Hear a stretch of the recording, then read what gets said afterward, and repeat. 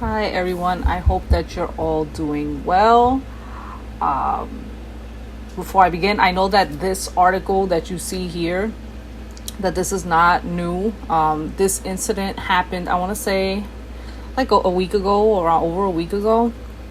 And it was the shooting of a young man named Andres Guardado, who was only 18 years old, and he was a security guard. And he was shot and killed by a police officer. And this happened in the West Coast. Okay, so I'm not going to get into the details of this article. I actually kind of want to tie this article and a couple of other things that I found together, just to kind of condense things, because I've actually found a good amount of things that I wanted to speak about. So instead of like doing what I normally do and read each and every article, I'm just not going to do that for this video. But the reason why I'm highlighting this one and this particular article is because it's from the New York Times. And I just kind of figured when I saw this that it was a good sign, in my opinion, because this is a murder that happened of a Latino kid, and it happened on the other side of the country, and we're hearing about it here. Now, to me, this is kind of like...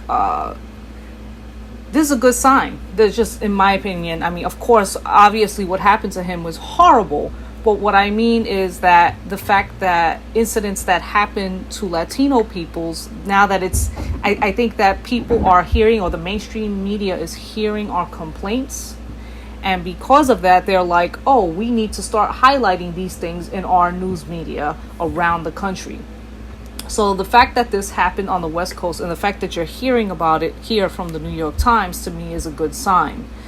So, I heard that there was a couple of different Latino YouTubers, bigger YouTubers, who actually spoke about this story, which I thought was a really great thing that they did, just because it highlighted an incident that happened to one of us and one of our own. So, I thought that was a really good thing. And, it's just, I know that the talk right now, and the talk has been ever since this whole George Floyd case has been, uniting and, uniting with Black Americans and fighting with Black Americans. And, this whole notion of us, having things better than Black Americans do, and having privilege and whatnot. And, and for the longest I've said, I do not believe that Latinos have privilege. And we hear this a lot, that we have privilege, and, that we just do better within the, this white society that we live in. But if you look at the numbers, and if you look at how Latinos are faring with regards to how we're getting paid and what our hourly wages are, we're not doing so great. Okay, so this is an article that I found from Pew Research. So this is not something that I'm just pulling from some it's like some left-wing feminists wrote it from some university. That's not what this is. This is actual research. Now, this article came out a few years ago. However, if you see where we are, this is this is white earnings, this is Asian, this is Black, and the gray is Hispanic. That's how they labeled us here for this case. Now, this was made in 2016, so fine, it's a few years old. However, I don't see us faring that much better within the past 4 years. Okay, so financially, we do the worst in this country. We do the worst. Okay, so I'm trying to figure out, if we do the worst, then how is it that we have privilege? Okay, but I'm just gonna read off a couple of things, especially here. Among adults ages 25 and older, 23% of blacks and 15% of Hispanics have a bachelor's degree or more education, compared with 36% of whites and 53% of Asians. Now, the rates that I showed you up here, sorry that I'm bouncing back, this is just like hourly earnings, right? So you have $14 an hour. So this is like for just regular hourly wages, right? And this is where the hourly wages go up, right? For people who have an education.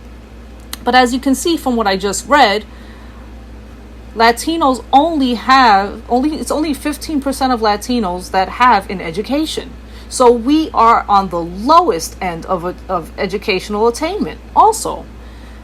So now that's put, as you can see here, that puts Latino men making a little bit more than Black Americans, right? So maybe when we hear Latino men talking about, if they're talking about privilege or anything, maybe it is privilege that they get.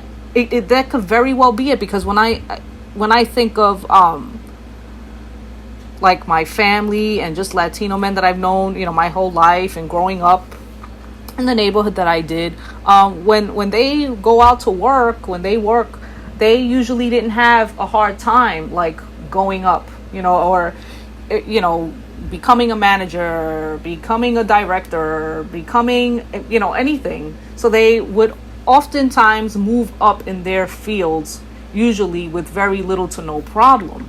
However, when I think back to my life, when I think of family, when I think of people growing up in the neighborhoods that I grew up in, and I think of the women, I always feel like we've had the hardest time. Okay? So this kind of reflects my experiences and the people around me's experiences when it comes to work, and how we don't necessarily have privilege. So I know I'm kind of tying a bunch of things into each other right now, but it just kind of shows that there's people out there that want to push certain things and push certain narratives, and I'm trying to tell people, like, look, we're really not in the best place right now. We're getting there and we're getting better. I think that what's happening with us right now with Latin people as a group is, I think that we're starting to do a lot better. We're starting to get better. I think more of us, especially those of us who have been here for a good amount of generations, we're being more vocal. We're being more politically active. Not that we weren't politically active back in the day, because specifically, when you think of Latinos back in the day in the 60s and the 70s, particularly Puerto Ricans and Mexicans, we were on the forefront, so, people from my dad's time were on the forefront. Even my dad used to be heavily involved in certain things, which I won't get into, but we did at that time, and I think that we're doing more now, especially with other Latino groups who have been here within the past few decades. They're more recent migrants than us, but now they're talking about their own experiences, and I think we're starting to become a little stronger. Our voices are starting to become a little bit stronger. But as you can see, the wages that we make are not reflecting that yet. We're not there yet. Do I think that we can fight with other groups? Absolutely. But I think that for the most part, again, when I go back to, my life, my family's life, the people that I grew up around, and when I think of, how they had to, work multiple jobs, and everybody was sort of struggling just to get by, even when things would happen within the neighborhood, they're so busy trying to just live life and just trying to make it, just trying to make ends meet, that they don't necessarily have the time to be fighting for everybody else. And I'm not trying to use this as an excuse, but if you see that we're in the lowest economic strata,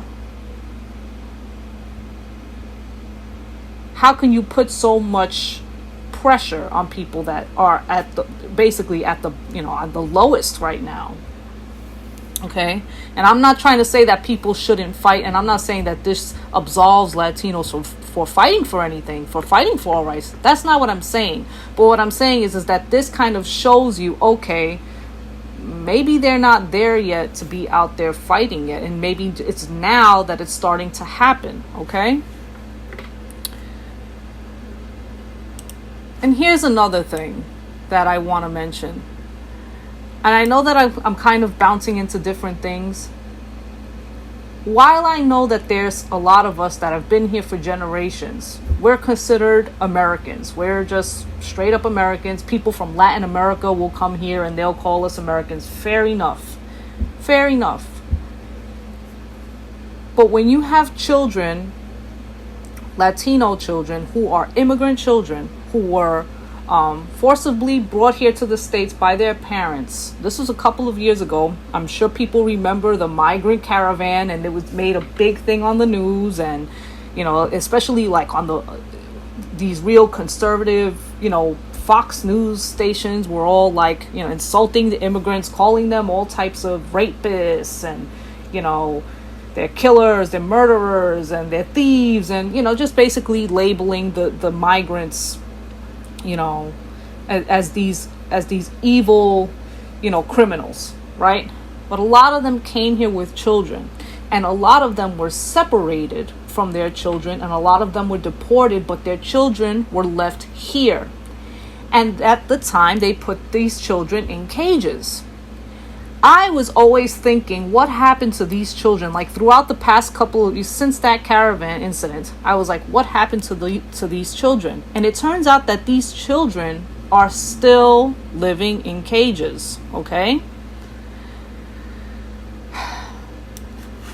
So as public pressure quickly mounted against Trump's zero-tolerance policy to try to deter immigration, he signed an executive order on June 20th, 2018, 2 years ago this week, directing the Department of Homeland Security to stop separating families at the border, except in cases where there was concern that the parent might endanger a child. 6 days later, U.S. District Judge Dana Sabra issued a nationwide injunction to hold family separations. But since then, the practice has continued under American public's nose. By the time the nation heard the children begging for their parents in June 2018, reports surfaced that more than 2,300 others, including 100 toddlers under the age of 4, had already been separated from their parents in the 2 months prior. This number would continue to grow. In many cases, the already traumatized children were held in cages within locked warehouses. They slept under blankets resembling aluminum foil. In other instances, children were shipped to live in tents or newly converted big box stores used as Border Patrol detention facilities. Grief-stricken, they are overwhelmingly felt abandoned. Of course. Okay? And so this article, I should have, sorry I didn't mention it prior to me reading, is from Southern Poverty Law Center. And it's basically talking about what's going on with these children over here. And the fact that they're still trapped, they're still in these cages, and they're still separated from their parents. And these are babies. These are actual babies. And even though, there's so many of us here, Latinos that live in this country, and fine, we're American. These children, fine, they're from Latin America. And I know that I'm always kind of saying, not always kind of, I actually always am making a distinction between us and people from Latin America and how different we are. And how basically we are our own kind, especially when we've been here for so many generations. However, I can't look at these people that are in these cages and not feel a certain way. I do feel a certain way. And I don't give a damn what immigrant person, what person from any part of Latin America tells me, oh, you're an American, I don't give a fuck. Excuse my language. I'm still going to feel a certain way when I see things like this. There's no other children in the country that are trapped in cages forcibly, that was stripped away from their parents. And these children are being stripped of their basic human rights. And the fact that there's people on this platform, shout out to American Cholo again, who are out there protesting on these children's behalf is a really great thing. And even until he said it, like, I would think about it within the past couple of years. Like, I would think about whatever happened to those kids, and I would look into it here and there, but I haven't looked into it that recently. And when he spoke about how he's having a protest for that, it made me look into it even more. Okay? And I know that I'm kind of going all over the place, but these children are technically ours. You know, these people belong to people from Latin America. I don't care how far removed I am. I still feel a certain way when I see that. And I do not see this as any type of privilege. And I don't see any other groups of, no children should be going through this at all, anywhere in the world, nowhere. This is awful. And the fact that there's not that many Latin people that talk about this type of stuff, you know, myself included. I honestly did, to a degree, while I would remember it every now and then, it was something that I did forget about. And I know that I'm not the only one, because our news media doesn't talk about it anymore, like most of the things that happen with us. How are we privileged? Or a privileged group, let me rephrase. How are we a privileged group if things like this are happening? They're not even treating these children like human beings. You know, when I think of the term privilege, and, you know, we're always kind of talking about that here, and kind of having these, I guess, online I call them spoiled brat battles, where people are arguing who has privilege, who doesn't have privilege, meanwhile, in this country, for the most part, most of us Americans, compared to a lot of other places, we have privilege, and I don't want to hear it. It's American privilege. But these children don't have it. But they're living on American soil. And they don't have it at all. They have no rights at all.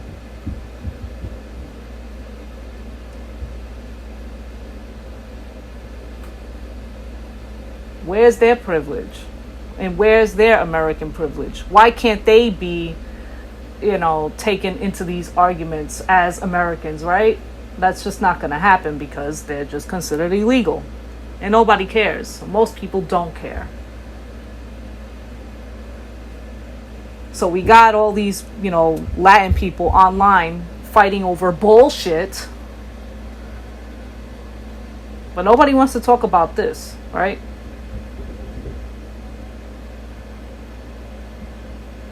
Anyhow, that's my spiel. You know, I tried doing this video a couple of times, and I felt like each and every time I was like, you know, I don't want to seem angry, because I don't want to seem angry. It's not that I am angry. It's this stuff, what's happening to these children, makes me angry.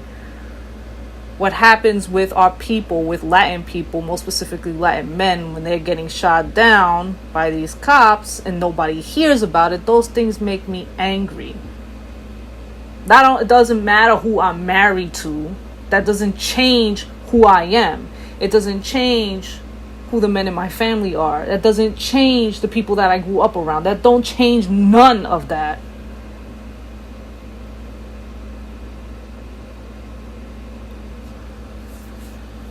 Anyway, I keep saying anyway, but because this does bother me. It does. There's no other race of people that are locked. There's no other children that are fucking locked in cages like this. I mean, like, you know, what's wrong with us? Just as Latin people, we got so much work to do. I think we're getting there. I think we're starting to have a voice. But I think that if we did it with regards to Latinos being killed by the police. I'm going to kind of go back to this.